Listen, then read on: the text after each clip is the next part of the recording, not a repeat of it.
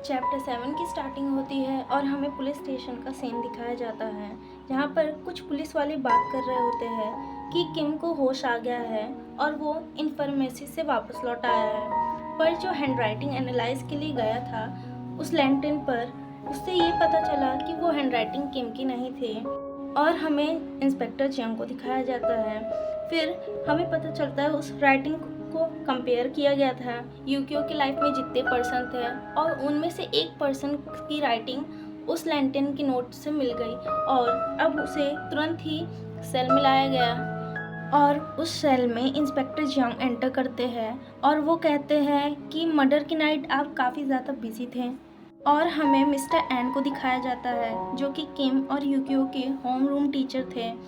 तब वो inspector Jiang से बोलते हैं कि मैंने कहा था कि मैं इन्वेस्टिगेशन पे फुल सपोर्ट दूंगा, पर मुझे ऐसा लग रहा है कि मुझे ही मर्डर की तरह अरेस्ट कर लिया गया है। तब इंस्पेक्टर जियांग कहते हैं अब अगर आपने इंट्रोगेशन में झूठ बोला। तब मिस्टर एन कहते हैं कि मेरे स्टूडेंट का मर्डर हुआ है और मैं क्यों झूठ बोलूँगा, ये तो बेतुकी से तर्क आप दे रहे हैं। तब इंस्पेक्टर जियांग कहते हैं उस नोट में मिस्टर एन को दिखाते हुए कि इसमें आपकी हैंडराइटिंग है, तब इसका मतलब है कि मर्डर आप ही है।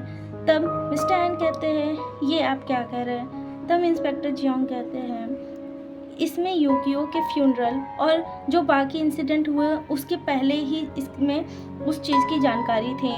मर्डर सीन में आप ही वो पर्सन थे जिसने बॉडी को टच किया था। तब मिस्टर एन कहते हैं कि मैंने उस बॉडी को कवर किया था जिससे बाकी स्टूडेंट्स उस बॉडी को देख के डर ना जाए। तब इंस्पेक्टर जियांग कहते हैं क्या आप बहाना दे रहे हैं आप, तब आपने वहाँ से मर्डर वेपन भी गायब कर दिया।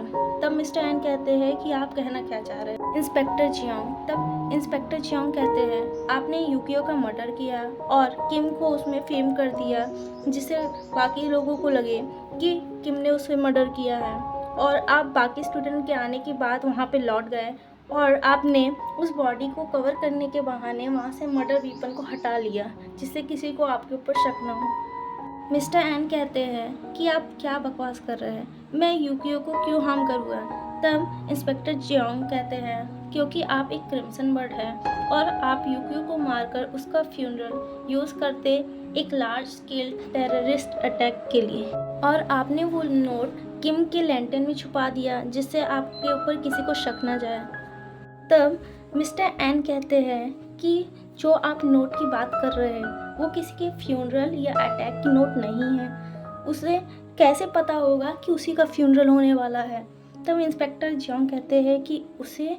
तब मिस्टर एन कहते हैं क्योंकि आप जिस नोट के बारे में बात कर रहे हैं वो नोट यूकियो ने खुद ही लिखा है। तब सीन पास्ट में जाता है जहाँ पर मिस्टर एन यूकियो को पढ़ा रहे होते हैं और यूकियो नॉर्मल स्टूडेंट की तरह उसका ध्यान पढ़ाई को छोड़ के बाकी सभी चीज़ों पर होता है और वो विंडो के बाहर देख रहा होता है जहाँ पर किम रनिंग कर रहा था।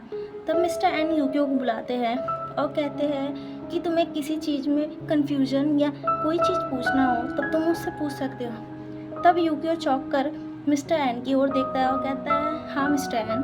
तब मिस्टर एन यूकियो को पढ़ने पर ध्यान लगाने कहते हैं। तब यूकियो मिस्टर एन से सॉरी कहता है और कहता है यस सर, मैं अब ध्यान दूंगा। तब मिस्टर एन गहरी सांस छोड़ते हुए कहते हैं तुम्हें नहीं पता कि वीकेंड कितना ज़्यादा प्रीशियस है मेरे जैसे इंसान के लिए। तब यूकियो मिस्टर एन से कहता है सर, मुझे आपसे कुछ पूछना था, क्या आप मुझे बता सकते हैं कि जोसंग लैंग्वेज में ट्री और ग्रास को कैसे लिखते हैं। तो जोसंग लैंग्वेज में ट्री को नाम्यू कहते हैं और ग्रास को एनगियोंग। यूकियो मिस्टर एन को कहता है मुझे उनकी साउंड पसंद है इसलिए मुझे उसे लिखना और याद करना है। तब यूकियो किम को देखता है और वहाँ से मिस्टर एन को सॉरी कहकर कहता है मैं अगले हफ्ते से दुगनी मेहनत करूँगा, अभी के लिए बाय मिस्टर एन। और मिस्टर एन को कुछ समझ ही नहीं आता कि अभी हुआ क्या। तब वो यूकियो की गिरी चेयर को उठाते हैं और विंडो के बाहर देखते हैं जहाँ पर यूकियो किम के पास दौड़ के गया होता है और वो अपने मन में सोच रहे होते हैं यूकियो और मूगियोंग। तब हमें यूकियो को दिखाया जाता है। यूकियो किम को बुलाते हुए कहता है कि क्या कोइंसिडेंस है ना कि तुम यही प्रैक्टिस कर रहे हो। तब यूकियो किम को कहता है कि तुमने एक बार मुझे क्रिटिसाइज़ किया था कि मुझे जॉसन लैंग्वेज में ना तो कुछ लिखना आता है ना बोलना आता है। तब यूकियो कहता है कि देखो, मैंने तुम्हारा नाम जॉसन लैंग्वेज में लिखा है, मो ग्योंग। और किम को देखने कहता है ये तुम्हारा नाम है। और यूकियो इतने में ही खुद में इतनी बड़ाई कर रहा होता है।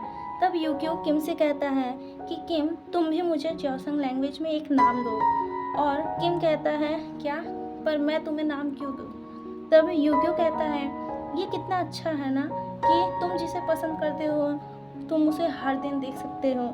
तब किम अपने मन में सोच रहा होता है, मुझे लगा था अगर मैं इसे कहूँगा कि मैं इसे पसंद करता हूँ तो ये मुझसे डिस्गस्टिंग फील करके मुझसे दूर रहेगा या मुझे अकेला छोड़ देगा। पर मैंने अपनी लाइफ को और ही कॉम्प्लिकेटेड कर दिया इस पर्सन को अपने साथ इन्वॉल्व करके। और यूकियो किम से कह रहा होता है कि तुम मुझे जॉसन लैंग्वेज में एक नाम दो।